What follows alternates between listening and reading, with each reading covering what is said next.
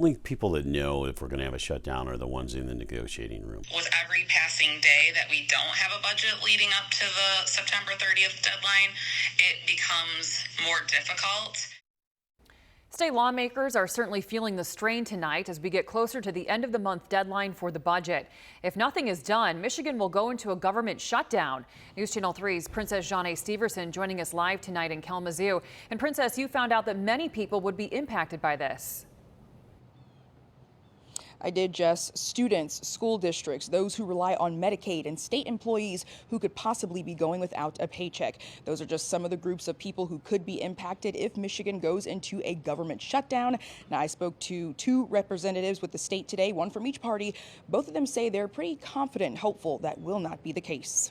Michigan State Representatives Steve Frisbie and Julie Rogers sitting down with News Channel 3 just 1 week from the state's budget deadline and a potential looming government shutdown. Not once have we talked about shutting down the government. And we have always passed a budget on time by July 1. This is my first time experiencing this. The last time Michigan had a government shutdown was in 2007 and 2009, but it was short-lived, lasting only a few hours. Both Representatives Rogers and Frisbie say they don't foresee a government shutdown, but if so, here's who they worry about will be most impacted. Concerns about, potentially not having funds for free breakfast and lunch.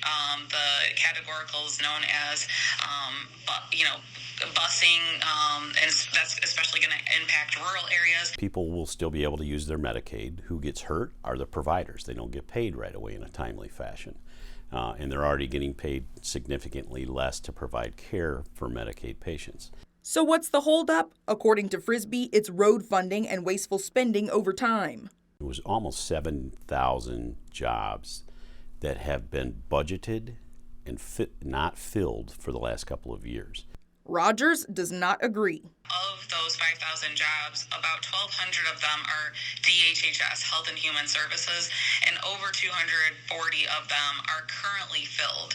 So when the House Republicans talk about cutting the ghost jobs, we're talking about potential layoffs for existing personnel in some of these agencies. I think Health and Human Services would be the hardest hit. At some point, I'm fairly confident, I'm extremely confident we would have a budget.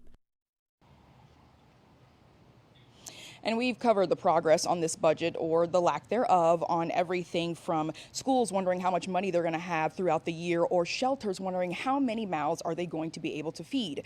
This is an ongoing matter. We'll continue to bring you the latest updates both on air and online. That's WWMT.com. For now, I'm Princess Janae Steverson reporting live in Kalamazoo, News Channel 3.